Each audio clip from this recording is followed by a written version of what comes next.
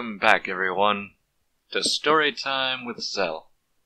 Sit back, relax, and let me read you a tale. Chapters 7 and 8 of Eternal Care Forest. Chapter 7, Detective Kane.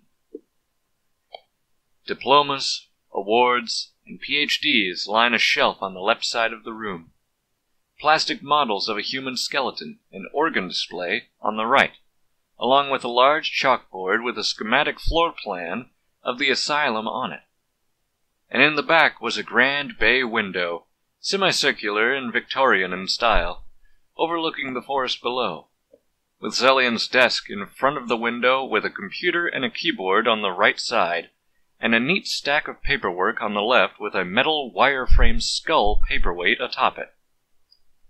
And with Xel sitting in the chair behind the desk without his tentacles or horns present, wearing a white lab coat and clean black clothes underneath, and a smooth silver mask with no markings on it, but polished to a mirror sheen, holding his hands together in his lap as he says, "It is very unfortunate, Detective Kane, but that's why we have all the warnings up, and the fence surrounding the entire forest."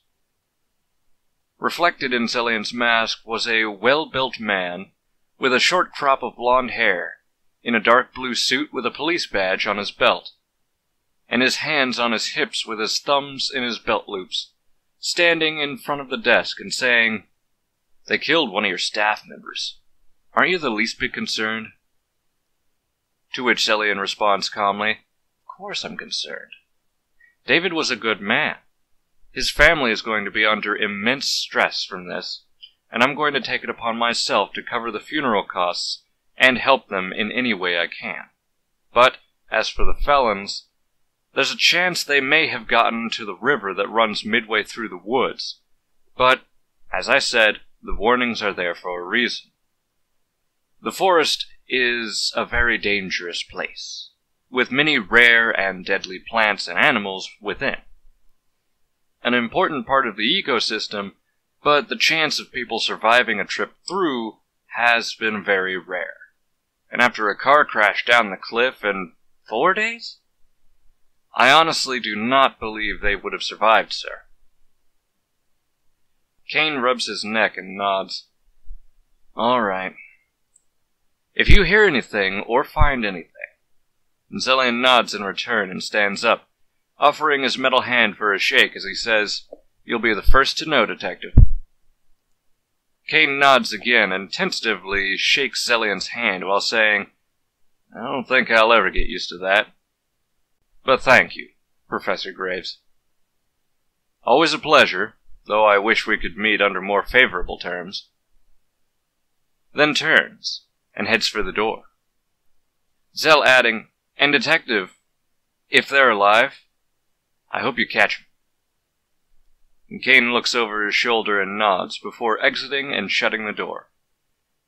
Xelion nodding and sitting back down in his chair and thinking softly in his mind, "Though it may be some time before they turn up." Then getting back to typing out a check for $200,000 and a note to David's family on his computer without looking at the screen that read, "To Mary, Judy, and Michael. David was a great man and a good friend, both to the staff here as well as to the children. Death is never easy, but this may help you overcome the pain. If ever you need someone to talk to, we are always open at no charge. Care and love, from Eternal Care Asylum. Professor XelionGraves."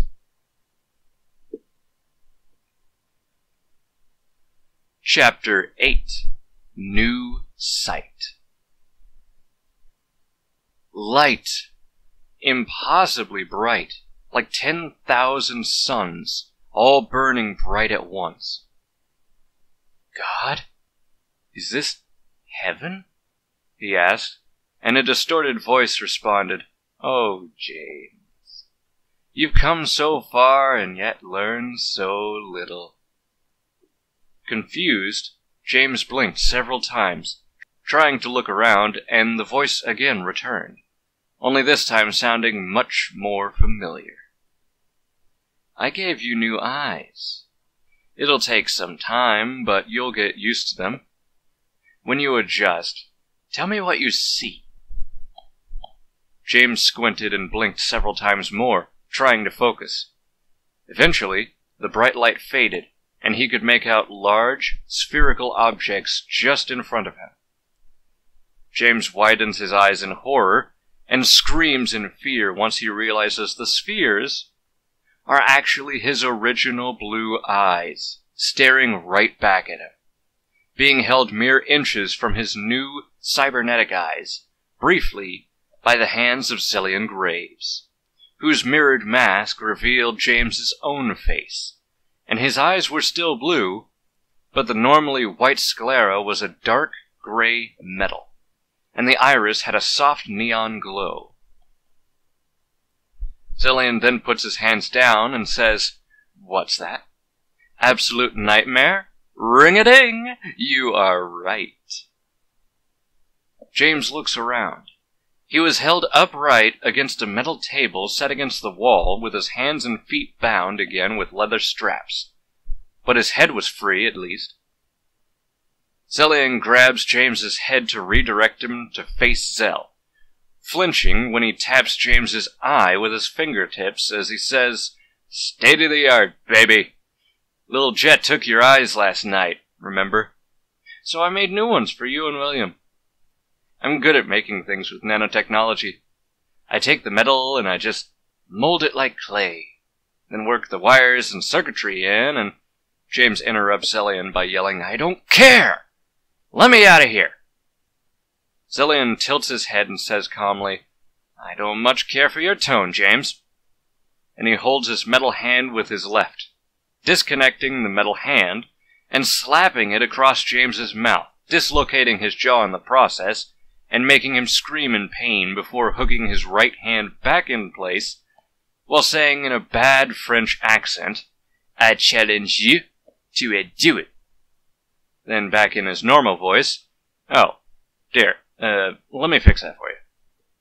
And Xelion grabs James's jaw and forces it back in place, then unhooks James's leather straps and sets him free from the table, and walks over to the center of the room and turns to face James, who reaches up to grab his sore jaw and slowly steps away from the table, watching Xelion closely.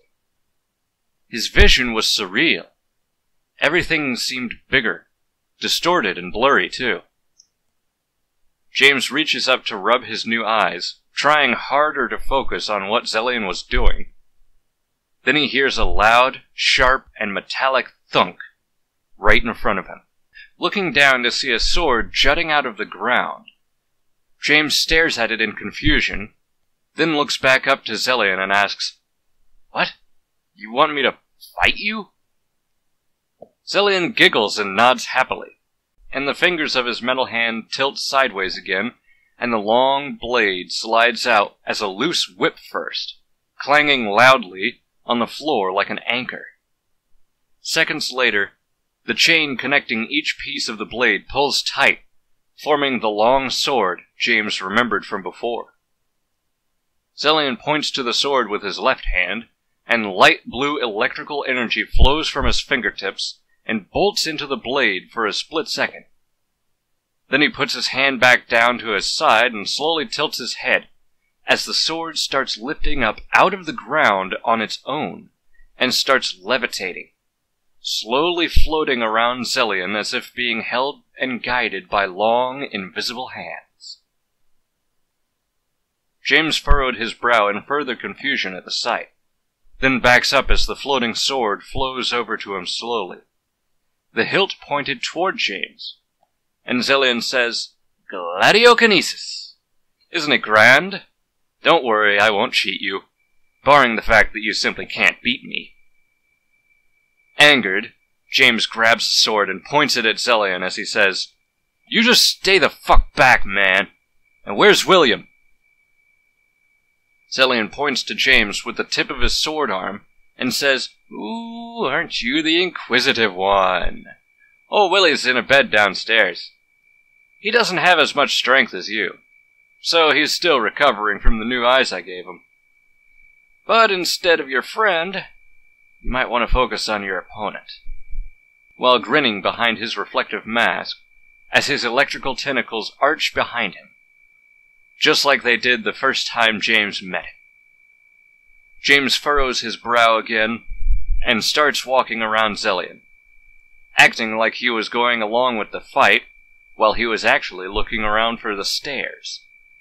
Then notices Xelion wasn't moving like a fighter, but instead stood still, almost like a statue, having drawn his metal arm back, bent at the elbow with the blade pointing forward in front of his chest, pointing slightly downward to the floor, with his left hand held slightly forward, his knees bent a little, and leaning forward just a bit, and not facing James at all as he circled around Xelion.